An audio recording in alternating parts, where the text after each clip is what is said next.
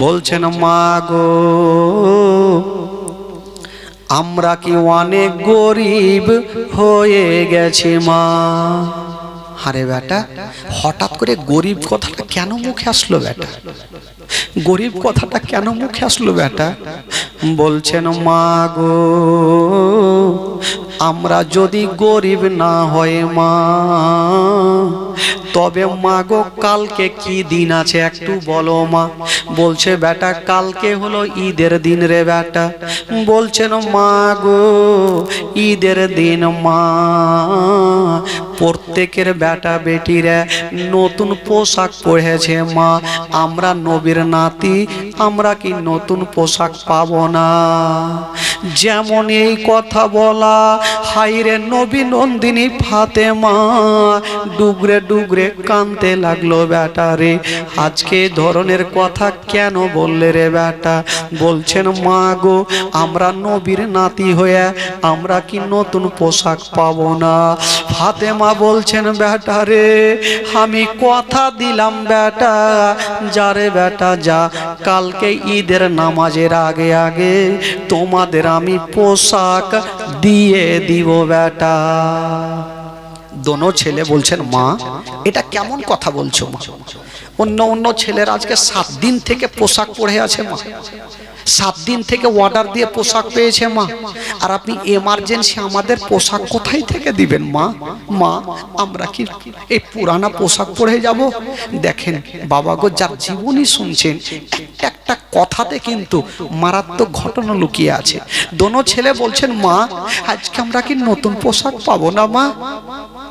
ফাতেমা দিলকে থামতে পারলেন না, বলছেন বেটা রে আমি কথা দিলাম কালকে তোমাদের পোশাক দিব বেটা।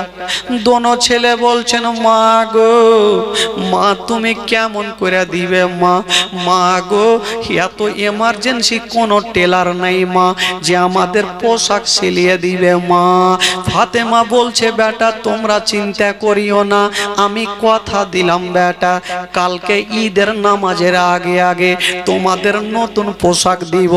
বাবা গো এইখানে যতজন ভাই বাবা বসে আছেন ঈদের নামাজের প্রায় যখন থেকে রোজা শুরু হয় আমাদের বাজার শুরু হয়ে যায়, হয় না? কতজন রোজা করে না কিন্তু ওর পোশাক আগে, রোজা নেই ঈদের নামাজ নিয়ে টানাটানি কিছু লোক আছে। বাবা গো সবাই পোশাক তৈরি হয়ে যায় কিন্তু নবী নন্দিনী ফাতেমা দোনো বেটাকে সান্ত্বনা দিয়ে পাঠিয়ে দিলেন বেটা চিন্তা করো না কালকে ঈদের নামাজের আগে আগে তোমাদের পোশাক চলে আসবে বেটা। হাইরে দোনো ছেলে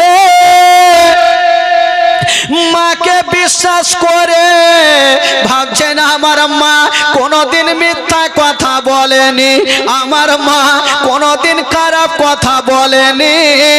আমার মা বলেছে পোশাক যখন দিবে তবে আমরা পোশাক পেয়ে যাব। দোনো ছেলে মাকে বিশ্বাস করে চলে গেলে।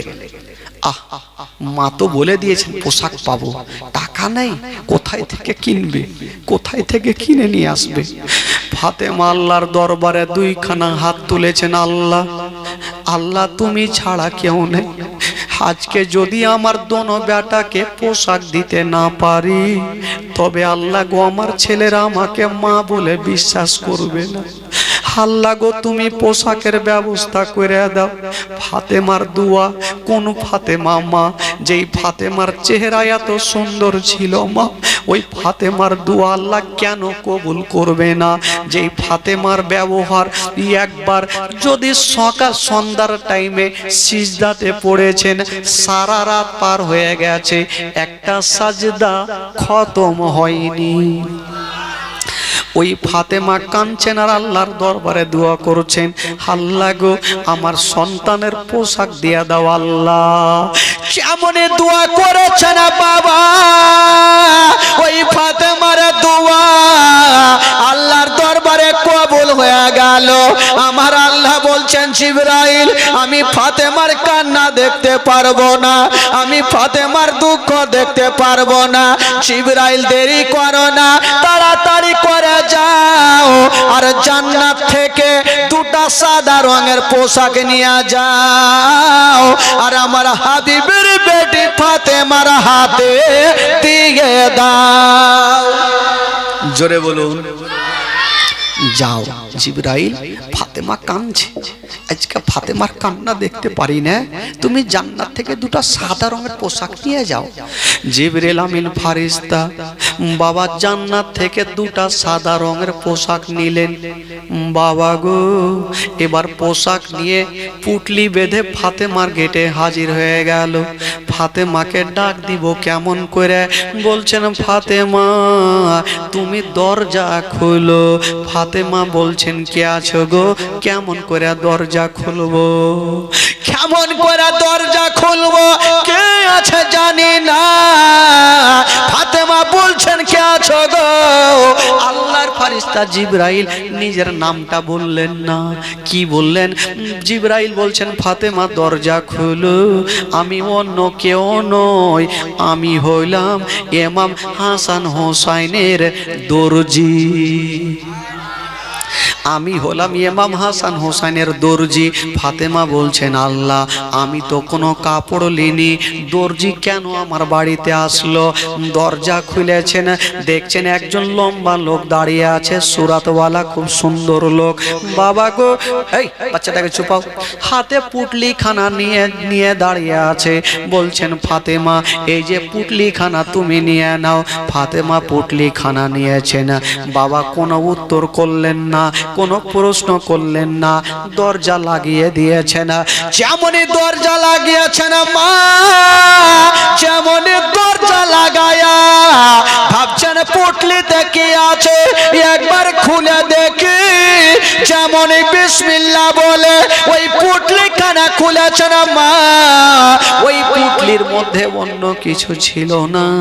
ওই পুটলির মধ্যে দুটা জান্নাতি সাদা রঙের পোশাক ছিল।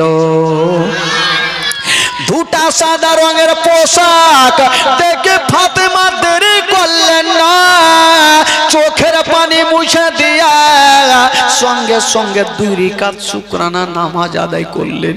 আল্লাহ গো তুমি ছাড়া কেউ নেই, আল্লাহ গো তুমি ছাড়া কেউ নেই। বাবা গো, ওই ফাতেমার দোয়া কেন কবুল হবে না মা? আজকে ফাতেমা দোয়া করাতে জান্নাত থেকে দুটা পোশাক চলে আসলো। আচ্ছা বলুন তো পোশাকগুলোর রং কি ছিল? সাদা পোশাক। দেখেন বাবা গো, ঘটনা কোন দিকে যায়। ওই সাদা পোশাক নিয়া যেমনই ফাতেমা ওই চেয়ারের উপরে রেখে দিয়েছেন বাবা, সকাল যখন হয়ে গেল, সকাল যখন হয়ে গেল, আজকাল ঈদের দিনে সকাল যখন হবে আমরা সবাই গোসল করে রেডি হয়ে নতুন পোশাক পরিধান করি, কি তাই না বাবা? পরিধান করি। ইমাম হাসান হোসেন পোশাক পরবে তার আগে গোসল করে রেডি হচ্ছেন। ফাতেমা দোনো বেটাকে ডাক দিবেন, আর ওই মুহূর্তে আমার নবী হাজির হয়ে গেল।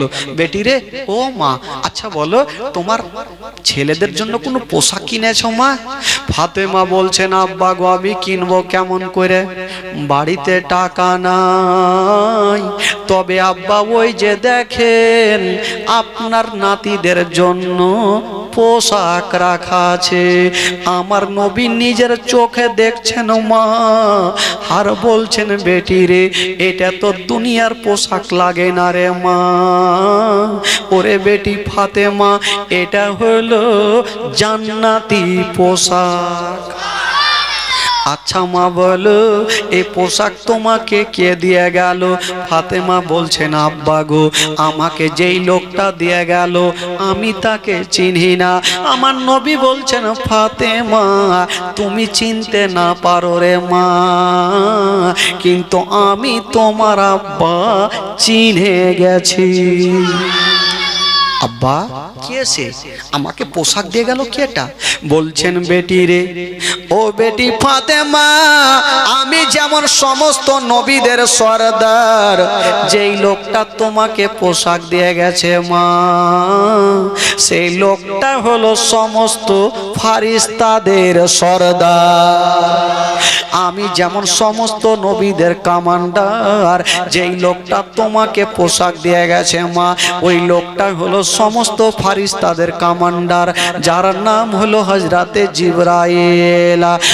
ফাতেমা বলছেন আব্বা গো আব্বা দেরি করিয়েন না, যখন পোশাক এসে গেছে আব্বা আপনি দুটা পোশাক আদর করে পরিয়ে দেন।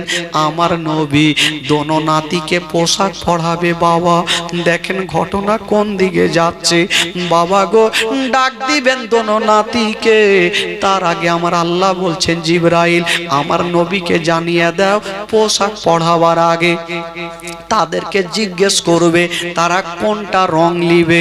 যদি তারা রং আলাদা লাই আমার নবীকে বলবে এক চুল্লু পানি নিয়ে একটু কি বলে ফুঁক মেরে দিয়া পানি ছিটা মারবে, আমি আল্লাহ সে রংটাকে পরিবর্তন করে দিব।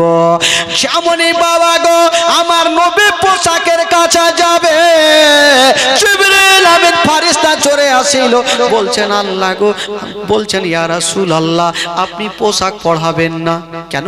বলে আল্লাহ নবী গো আপনি পোশাক পরাবার আগে আপনার নাতিকে জিজ্ঞেস করেন তারা কোনটা রং নিবে। যদি তারা রং অন্য লাই তাহলে আপনি পানি ছিটা মারবেন, দেখবেন রং পরিবর্তন হবে। আমার নবী বলল ঠিক আছে। এই কথা বলে তো জিবরিল চলে গেলেন। আমার নবী বড় নাতিকে ডাকলেন, ও আমার নাতি দেখেন বাবা ইমাম হাসান হোসেনের জীবনী এই ঘটনাগুলো লাস্টের সময় আরো শুনতে পাবেন। যখনই বড় নাতিকে ডেকে জিজ্ঞেস করছেন আচ্ছা বলো তুমি কোন রংটা পছন্দ করো ভাই।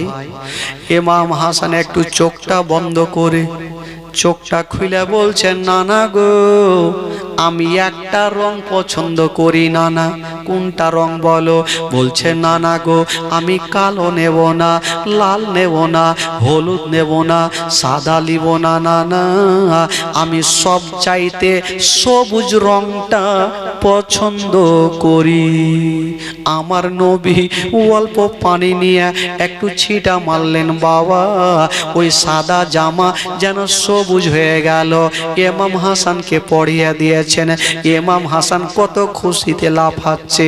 বাচ্চা ছেলেরা যখন নতুন পোশাক পরবে কতটা আনন্দ করবে। ইমাম হুসাইনকে ডাকছেন, ছোট্ট নাতি চলে আসলো, বলছে নাতি বলো তুমি কোন রংটা পছন্দ করো। ইমাম হুসাইন চোখটাকে বন্ধ করে বলছে নানা গো আমি একটা রং পছন্দ করি। বলছে কোনটা? বলছে নানা গো আমি সবুজ নেব না, কালো নেব না, হলুদ নেব না, সাদা নেব না, আমি সব চাইতে নানা লাল রংটা পছন্দ করি। ইমাম কি বলে বাবা গো আমার নবী পাক একটু পানি ছিটা মারলেন, ওই সাদা রং যেন লাল হয়ে গেল। দোনো নাতিকে পরিয়ে দিয়েছেন। ইমাম হাসান হোসাইন জান্নাতি ফুল আলে রাসূল বাবা গো নানার হাতে পোশাক পরে কত খুশিটা হয়ে খুশিতে লাফাচ্ছে বাবা। কিন্তু বেরাদার বন্ধুরা আমার নবী মুস্তাফা ঈদের দিনে বাবা গো কেউ কান্দে না। আমার নবী পোশাক পরার পরে আমার নবী চোখের পানি ধরে রাখতে পারলেন না। আমার নবী হাউমাউ করে কাঁদতে লাগলো। ফাতেমা বলছেন আব্বা গো আজকে আপনি পোশাক পরালেন আব্বা, কিন্তু আপনি কাঁদছেন কেন আব্বা? ঈদের দিন আব্বা কাঁদতে নেই, আপনি কেন কাঁদছেন? আমার নবী বলছেন বেটি রে আমি কেন কাঁদছি রে মা, যদি তোমাকে বলে দিই তোমার পা থেকে জমিন সরে যাবে। ফাতেমা বলছেন আব্বা গো, আব্বা তাড়াতাড়ি বলেন আব্বা কেন কাঁদছেন? বড় মারাত্মক ব্যাপার আছে, নচেত ঈদের দিনে আপনার চোখের পানি পড়বে না। আমার নবী বলে না কেন পোশাক পরার পরে কাঁদছে, আমার নবী বলে না।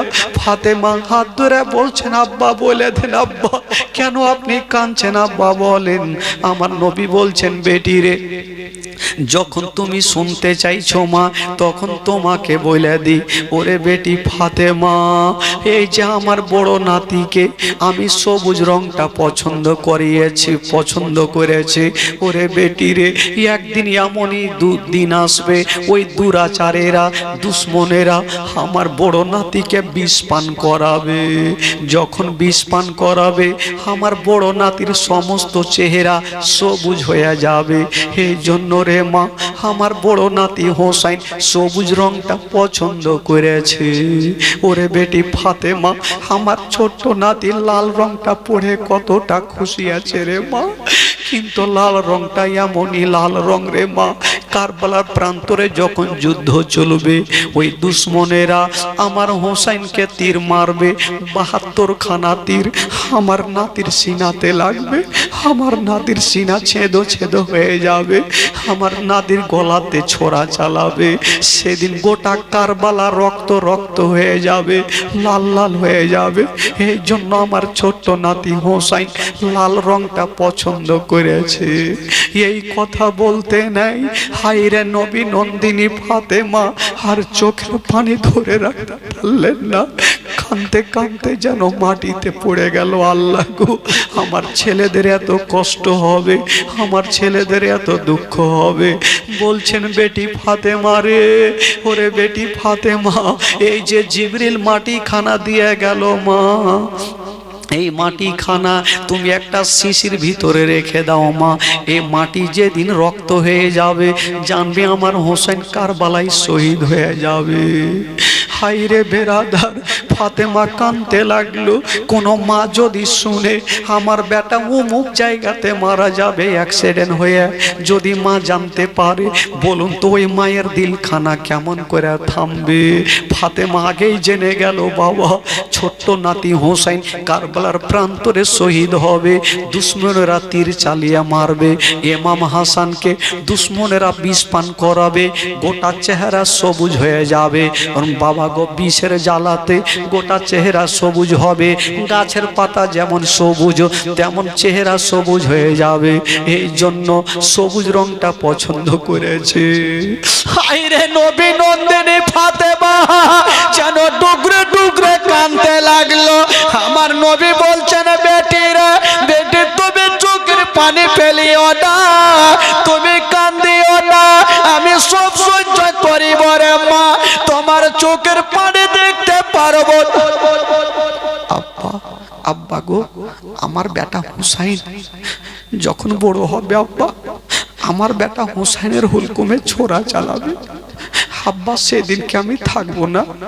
আব্বা যদি আমি থাকতাম আমার বেটার হুলকুমে যখন ছোড়া চালাবে আমি মা যদি থাকি আমার বেটাকে আমি বুকখানে চেপে জড়িয়ে ধরে সান্ত্বনা দিব।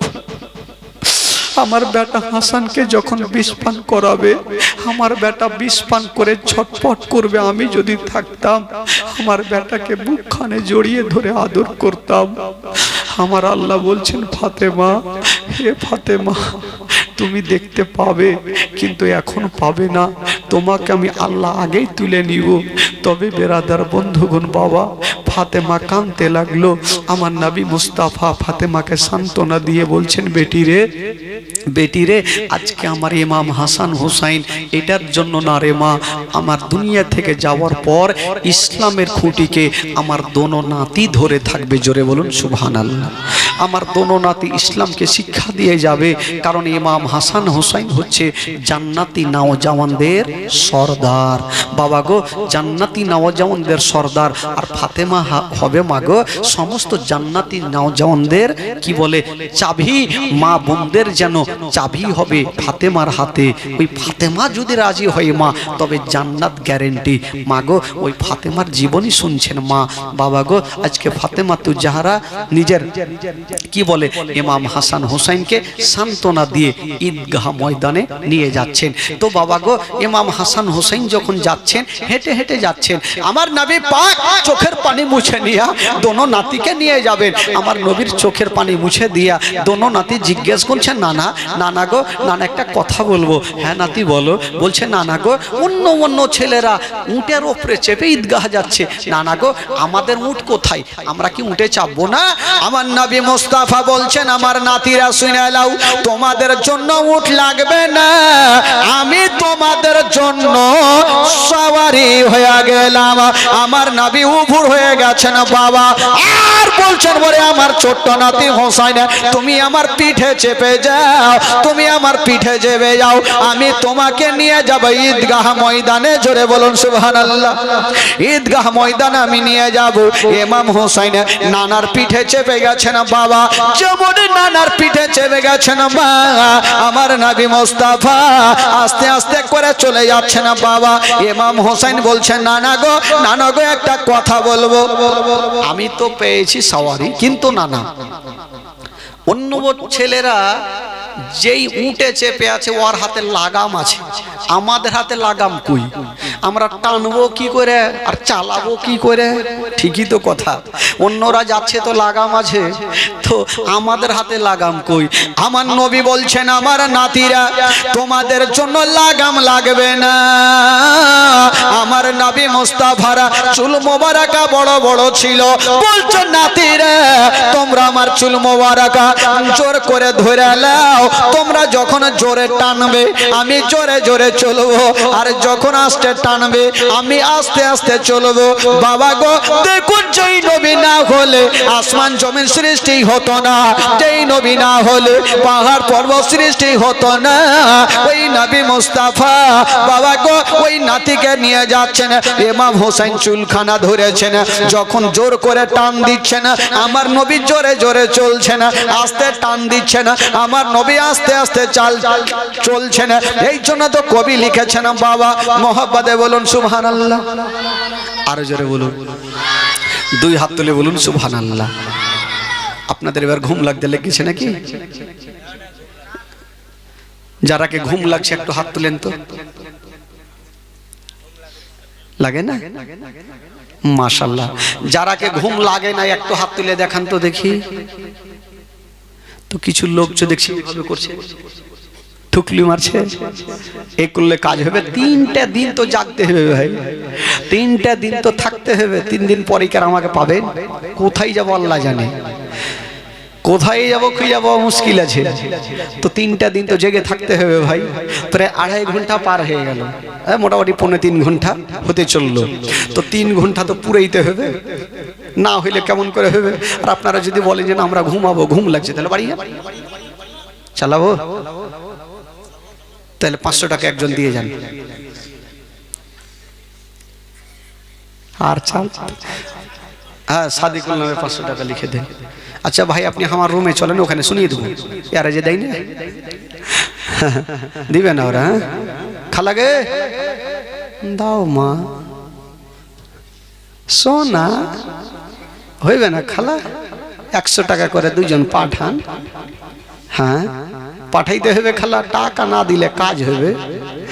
সুবহানাল্লাহ। কবি লিখেছেন ইমাম হাসান হোসেন নানার পিঠে চেপে যাচ্ছেন, এই জন্য কবি লিখেছেন দুই কাঁধেতে চেপে আছেন আমার হাসান হোসেন। আমার সঙ্গে একটু গোটা মাজমা পড়েন তো দেখি, ঈমান তাজা হবে। যদি পড়াতে গুনাহ হয় আমাকে দিবেন, নেকি হয় আপনারা ভাগচুক করে একটু একটু করে বেটা নিয়ে পড়েন আমার সাথে। দুই কাঁধেতে চেপে আছেন আমার হাসান হোসেন, ধীরে ধীরে চলেন নবী ঈদগাহের ময়দান। দুই কাঁধেতে চেপে আছেন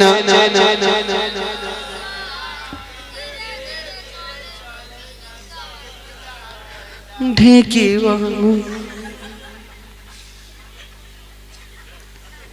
এতটি লোক বসে আছে, তালি নেই। ওরকে গীত দেখেছেন, গীত গাহে যখন একটা মা জানে বাকিটি জানে না, যে জানে উল বলবে লাসা, তো বাকিটি জানে না কি বলবে কাঁসা, জানে না তো কি বলবে তাল তো দিছে, না জানো কেন তাল তো দিছে। এতটি লোকের মধ্যে কে জানবে কে কি কহিলে না কহিলে? হ্যাঁ তাল তো মারছে কাঁসা কহে মারুক আর কাঁসা কহে মারুক। হ্যাঁ তো ওই রকম জানছেন না হু হু করলেও তো আওয়াজ ভালো হবে, এরকম চুপ করে থাকলে হবে? গোটা মাজমা আমার সঙ্গে পড়েন তো। দুই কাঁধেতে চেপে আছেন আমার হাসান হোসেন, ধীরে ধীরে চলেন নবী, আরো জোরে ধীরে ধীরে চলেন নবী। হইল না, বাদিয়া হুড়কি হইল না, আর একটু জোরে হবে। এবার আরো জোরে বলেন, এদিকে যুবক ছেলেটি যারা আছে সবাই জোরে বলে হয়, দেখি আওয়াজ আসছে কিনা।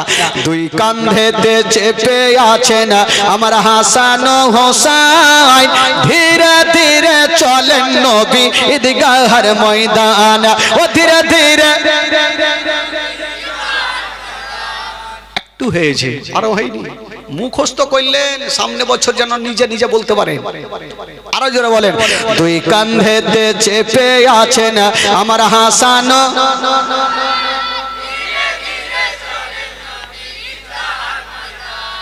একটু হয়েছে, আর আমাদের কাছতে হইবে না, মুখস্থ হয়ে গেছে খালাগে। আর যখন আপনাদের মধ্যে একটা কেউ জীবনী করবে, সবাই চলে আসবে, আজ্ঞা মা রহিমের বাপ জীবনী করবে, চল। তো গ্রামের লোক যদি কেউ জীবনী করে, তার কেউ বাড়িতে থাকবে, কি যে কইবে না কইবে, চল শুনবো, সব দৌড়িয়ে চলে আসবে। এবার আপনারা গোটা একসাথে বলেন।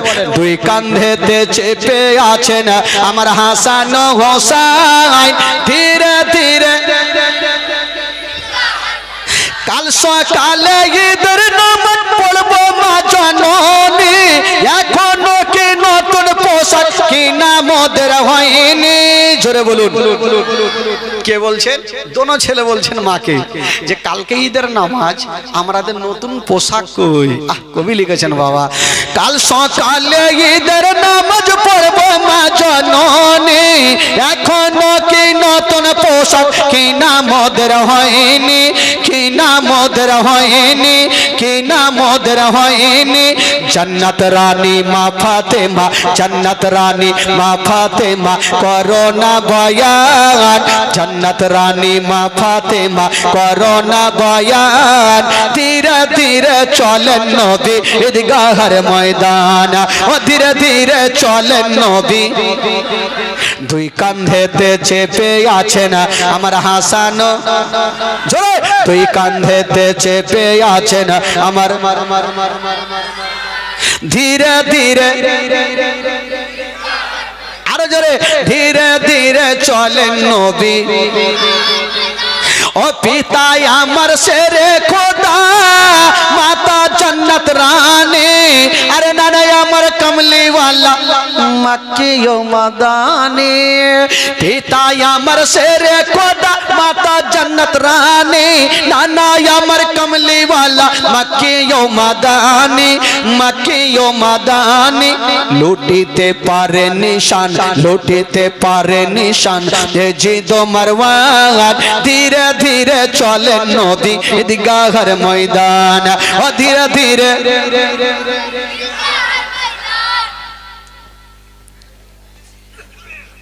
হইছে না, কেউই কহে না।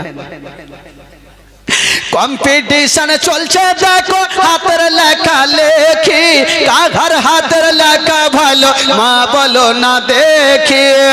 কম্পিটিশন চলছে দেখো, হাতের লেখা লেখি, কাঘার হাতের লেখা ভালো মা বলো না দেখি, মা বলো না দেখি। তারিখে তার ঘোষণা, তারিখে তার ঘোষণা, দুইজনে সমান। ধীরে ধীরে চলেন নবী, আরো জোরে, ধীরে ধীরে চলেন নবী। দুই কাঁধেতে চেপে আছেন আমার হাসান,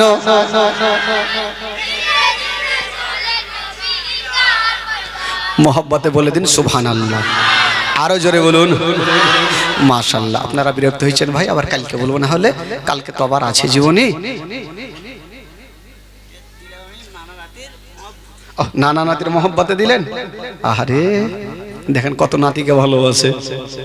নানা নাতির মোহাব্বতে 200 টাকা দিয়ে গেছেন, মাশাআল্লাহ। বেরাদার ইসলাম বন্ধুগণ, তবে আজকের মতন এখান থেকে রাখি, যেহেতু আর তো 2টা রাত থাকতে হবে। আর আমার মা বোনদেরকে বলবো, খালাগে প্যান্ডেলটা একটু কালকে মা বোনদের একটু বড় করবে না।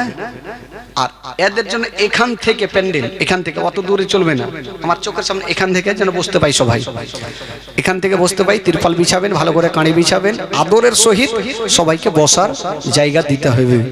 তবে এই খালা,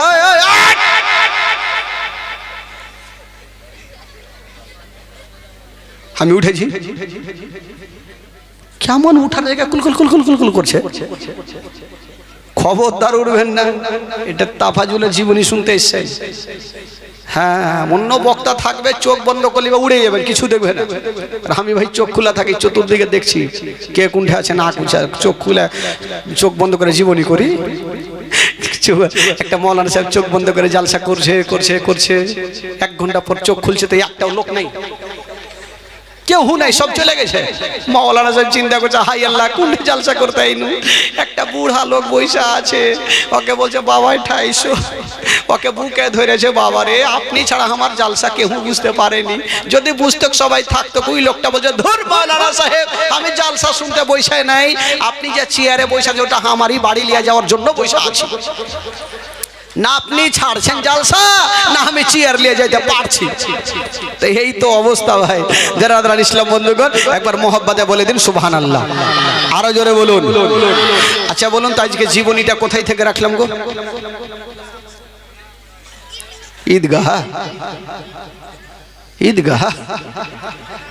আচ্ছা ঈদগাহ মধ্যে যাইছে বাবা গো, এবার ঈদগাহ ময়দান পৌঁছে গেলেন, নামাজ আদায় করলেন। তবে বেরাদার, ইমাম হোসাইন যখন আমার নবী সিজদাতে গিয়েছেন, তো ইমাম হোসাইন গিয়ে পিঠের উপরে চেপে গেছেন। বাবা গো যেমনই পিঠের উপরে চেপে গেছেন, তো একবার করে করে 72 বার তাসবিহ পড়েছেন। তারপরে নবী মাথা তুলেছেন। কি বলে তো এ সাহাবারা জিজ্ঞেস করছেন, ইয়া রাসূলুল্লাহ আজকে থেকে কি সিজদাটা লম্বা হয়ে গেল? বলে না, আজকে থেকে লম্বা হয়নি, কারণ জানো আমার নাতিকে আমি জান থেকে বেশি ভালোবাসি, আমি যদি উঠে যেতাম আমার নাতি পড়ে যেত, এই জন্য আমার নবী মুস্তাফা ইমাম হুসাইনের কারণে সাজদাকে লম্বা করে দিয়েছেন। জোরে বলুন, আরো জোরে। তো কেমন ছিলেন নানা নাতির ভালোবাসা? আমার নবী যে বলেছেন, ইমাম হাসান হুসাইন মা ফাতেমা হচ্ছে আমার দেহের টুকরা, আমার কলেজার টুকরা। কত ভালোবেসেছেন বাবা গো। কালকে কি জীবনী হবে জানেন? আমার নবী পাক সাহেবে লাউলাক বাবা গো, ইমাম হাসান হুসাইন মাকে কালকে হারিয়ে দিবে। কাকে জানেন? ফাতেমা তু জাহরা কালকে জগৎটা ছেড়ে বিদায় নিয়ে চলে যাবেন। বাবা গো ইন্তিকালের ঘটনা শুনতে ভুলবেন না। একবার সকলে দাঁড়িয়ে যান, সালাত ও সালাম পড়ুন, কিন্তু খালা কেউ ভাগবে না, দুয়া করবেন তারপরে যাবেন। দাঁড়িয়ে যান, ইয়া নবী সালাম,